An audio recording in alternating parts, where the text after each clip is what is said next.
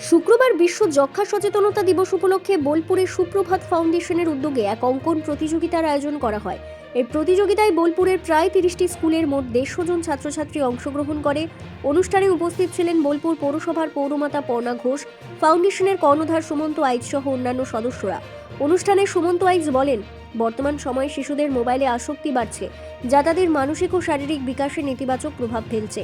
এই ধরনের অঙ্কন প্রতিযোগিতা, খেলাধুলো ও সাঁতারের মতো কার্যক্রম শিশুদের সঠিক পথে এগিয়ে নিয়ে যেতে সাহায্য করে। পৌরমাতা পর্ণা ঘোষ এই উদ্যোগের ভূয়সী প্রশংসা করে বলেন, এমন সচেতনতামূলক অনুষ্ঠানে উপস্থিত থাকতে পেরে তিনি নিজেকে ধন্য মনে করছেন। তিনি সুপ্রভাত ফাউন্ডেশনের এই উদ্যোগকে সাধুবাদ জানান এবং ভবিষ্যতেও এমন কর্মসূচি চালিয়ে যাওয়ার আহ্বান জানান। বলার কোনো ভাষাই নেই। এত ভালো একটা উদ্যোগ।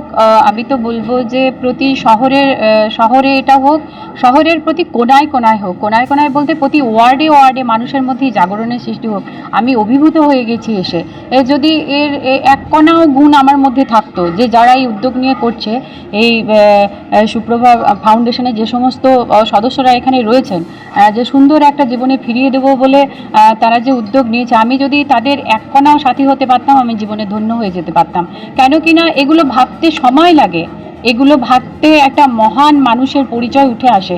তো সেটা আমার মনে হয় সাধারণ মানুষের ক্ষেত্রে, আমাদের মতো মানুষের ক্ষেত্রে আসবেই না, আমাদের ভাবনা চিন্তার মধ্যে আসবেই না। তো আমি সত্যি অভিভূত। আমি যদি এই ফাউন্ডেশনের পাশে থাকতে পারি, আমি নিজেকে ধন্য মনে করব। সব থেকে ভালো লাগলো কচিকাচাদের যে একটা আঁকার প্রতিযোগিতা দিয়ে আজকের দিনটার সূচনা হয়েছে, বা এটাই আজকে চলবে মূলত। তো খুব ভালো।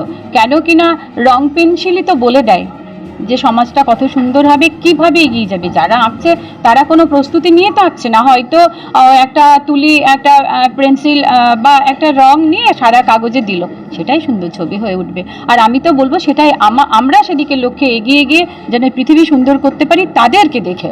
এটুকুই। ভালো থাকুক সবাই। সুপ্রভাত ফাউন্ডেশনের তরফ থেকে ওয়ার্ল্ড টিউবারক্লোসিস ডে এর উদযাপনের জন্য একটা ছোট্ট আঁকার কম্পিটিশন রেখেছিলাম।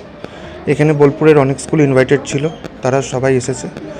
এবং আমাদের যেটা উদ্দেশ্য, যে মোবাইলের ইউজ, ড্রাগস, টিউবারক্লোসিস, HIV, যে নেগেটিভিটিগুলোকে, এইগুলোকে এই বসন্তের দিনে যদি আমরা কোনোভাবে রঙের মাধ্যমে মুছে তুলতে পারি। কারণ এইসবের মধ্যে যারা আকৃষ্ট, তারা কোনোদিন হোলিটা বা রঙের উৎসবটা তারা এইভাবে তো খেলতে পারে না।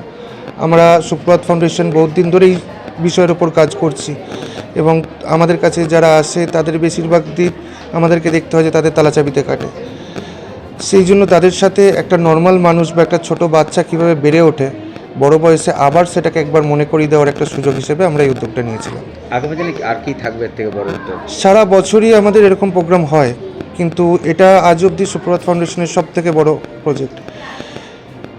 এখনও অবধি সেইভাবে মানে এই আঁকার কম্পিটিশনটাকে, এর সঙ্গে এটাকে আরও আর্টিস্টিকভাবে যদি কীভাবে তোলা যায় সেটার উপর আমরা নজর দিচ্ছি। বর্তমান যুগে যেভাবে মোবাইল অ্যাডিক্টেড হচ্ছে বাচ্চারা, তাতে করে কি মনে হয় এই ড্রয়িংয়ের দিকে ফেরানো যাবে? 100% হবে।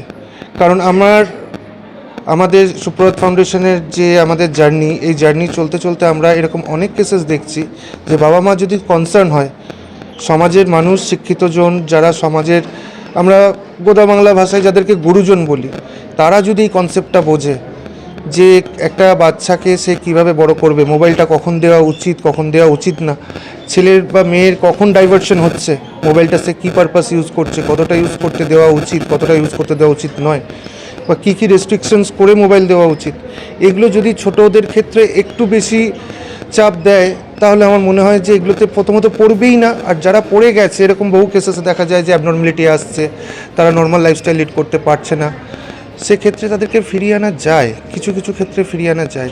আর তার একমাত্র উপায় হচ্ছে এক্সট্রা কারিকুলার অ্যাক্টিভিটিস, মাঠে খেলা, সাঁতার, আঁকা, গান, আবৃত্তি, যেখানে তার ব্রেনটা একটা অন্য ওয়ে পাবে। তো এইটাই একমাত্র উপায়। এরকমই কিছু না কিছু জিনিসের মাধ্যম দিয়ে এই জিনিসটাকে আমাকে ওয়ে আউট করাতে হয়। তাই আঁকার পাশাপাশি যেটা দেখা যায়, খেলাতেও দেখা যায় যে মাঠে বাচ্চারা আসে না, অনেক বাচ্চারা দেখা যায় খেলতে যায় না, ঘরের মধ্যে মোবাইল নিয়ে বসে থাকে। সেই দিক থেকে কী বলবেন? 100বার এটার জন্যই তো আমার যেটা আগের বলা, যে এইটাই হচ্ছে মেন কারণ, যে একটা স্ক্রিন, একটা ছোট্ট জিনিস, সেটা একটা বাচ্চা ছেলের জীবনটা সারা জীবনের জন্য নষ্ট করে দিচ্ছে। এটা অ্যাডিকশনেরই একটা পার্ট, এটা এক জাতীয় নেশাই, যেটা বাবা মা বা নর্মাল মানুষ জিনিসটাকে খুব ছোট সেন্সে নিচ্ছে। আর যদি আপনার ক্যান্সার হয়, হসপিটাল, নার্সিংহোম দৌড়াবেন, কিন্তু ছেলে সারাদিন মোবাইলে গেম খেলছে, মানে কিছুই হয়নি। দুদিন বাদ যে ক্যান্সার পেশেন্টটা যেরকম মারা যায় বা অসুস্থ হয়ে বিছানাশ্রয়ী হয়ে যায়, এই মোবাইল নিয়ে খেলতে খেলতেও যে বাচ্চাটা একই অবস্থাতেই যাবে, দুটোর পৌঁছানোর জায়গাটা এক, এই জিনিসটা তো আমরা ক্লিয়ারিফাই করে উঠতে পারি না, এই জিনিসটা তো আমরা মানুষকে বুঝিয়ে উঠতে পারি না। বাট যারা বোঝে, যারা এই জিনিসটা নিয়ে কালচার করে, তারা এটাকে অবশ্যই মেনে নেয় এবং দেখা যাচ্ছে যে আস্তে আস্তে অ্যাওয়ারনেস বাড়ছে। অনেক বাবা মাই এখন আমাদের কাছে সাজেশন নেয়, অনেক বাবা মাই এখন ছেলে মেয়েদেরকে মোবাইল থেকে কিছুটা দূরে রাখার চেষ্টা করছে, মাঠে পাঠাচ্ছে। ইদানিং যেমন আবার সুইমিং কম্পিটিশনগুলো স্টার্ট হচ্ছে, হ্যাঁ, স্পোর্টসগুলোকে ফোকাস দিচ্ছে। হবে, এইভাবেই চেষ্টা চালিয়ে গেলে ঠিক হবে। আজ কতগুলো স্কুল অংশ আজকে মোটামুটি 30টার কাছাকাছি স্কুল পার্টিসিপেট করেছে, মোটামুটি 150 বাচ্চা। আপনার পরিচয়? আমার নাম সুমন্ত রাইচ, আমি সুপ্রভাত ফাউন্ডেশনের কর্ণধার। বীরভূমের বোলপুর থেকে অনির্বাণ বাজার রিপোর্ট, বিগ নিউজ বাংলা।